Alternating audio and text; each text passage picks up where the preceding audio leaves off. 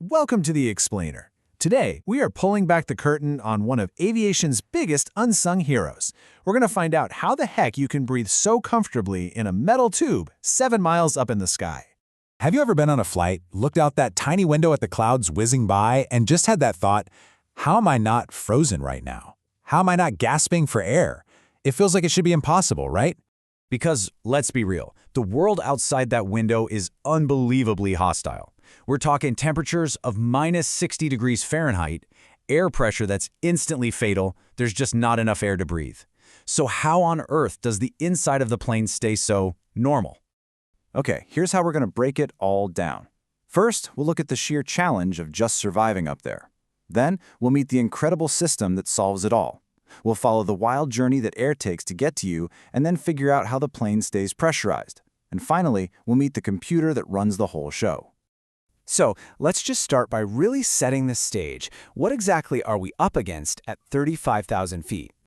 Well, the biggest problem, the one that everything else is designed to solve, is a condition called hypoxia. It's basically oxygen starvation. The air is just too thin for our lungs to work. So we have to create a totally artificial bubble of a life-sustaining environment inside that plane.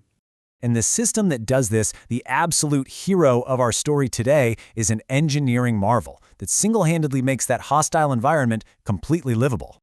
It's called the Air Management System, or AMS for short.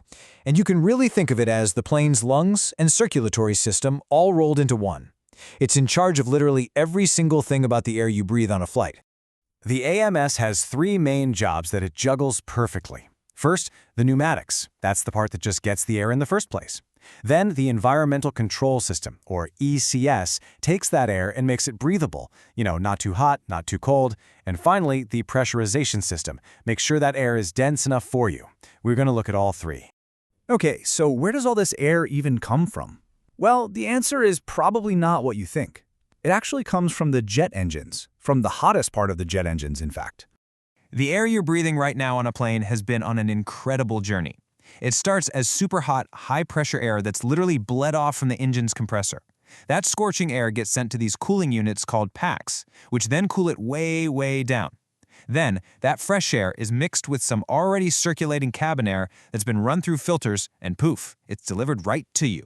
And this is super interesting. The air in the cabin is this perfectly balanced mix. According to the manual, about 52% of it is fresh air straight from the engines and packs. The other 48% is just cabin air that gets sucked up, passed through these amazing high-efficiency filters and put back into circulation. The entire volume of air in the cabin gets completely replaced every 2 to 3 minutes. It's amazing. But getting clean, temperature-controlled air into the plane, that's only half the puzzle. You also have to keep it all at the right pressure, so your body can actually use the oxygen in it. And this right here really shows you the magic of pressurization. Even though you're flying at 37,000 feet, the AMS keeps the inside of the cabin feeling like you're only at 8,000 feet. About the same altitude as a ski resort town like Aspen, Colorado. It's the perfect sweet spot to keep you comfortable without putting too much stress on the plane itself. So how does it do that? The secret is a small, constantly adjusting door, usually at the back of the plane, called the outflow valve. See, the AMS is always pumping air into the cabin. This little valve then precisely controls how much air is allowed to escape. It's just like carefully letting air out of a balloon to keep it perfectly inflated.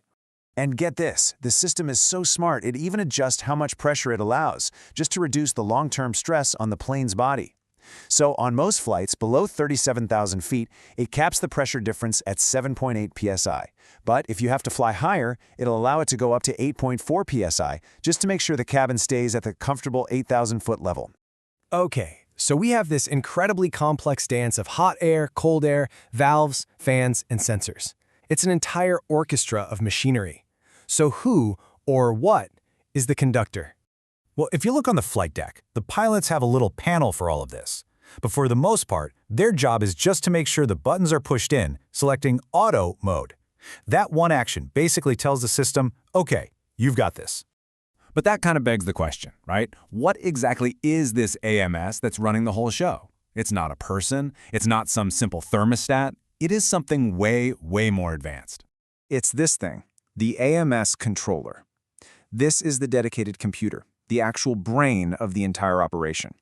It's made up of these modular cards, And here's the crucial part. It has two totally separate, independent channels. That's for complete redundancy. If one channel has a problem, the other one just takes over instantly. The system even swaps control from one to the other after every single landing, just to make sure they both get used equally and stay healthy. So really, the big takeaway here is that every single time you fly, this incredibly complex, fully automated system is humming along in the background. It's this silent guardian, managing an utterly lethal environment with pinpoint precision, all to keep us safe and comfortable. It really is a masterpiece of engineering, hidden in plain sight, just working away to make something impossible feel totally routine. It makes you wonder, doesn't it? The next time you fly, what other invisible marvels are at work all around you?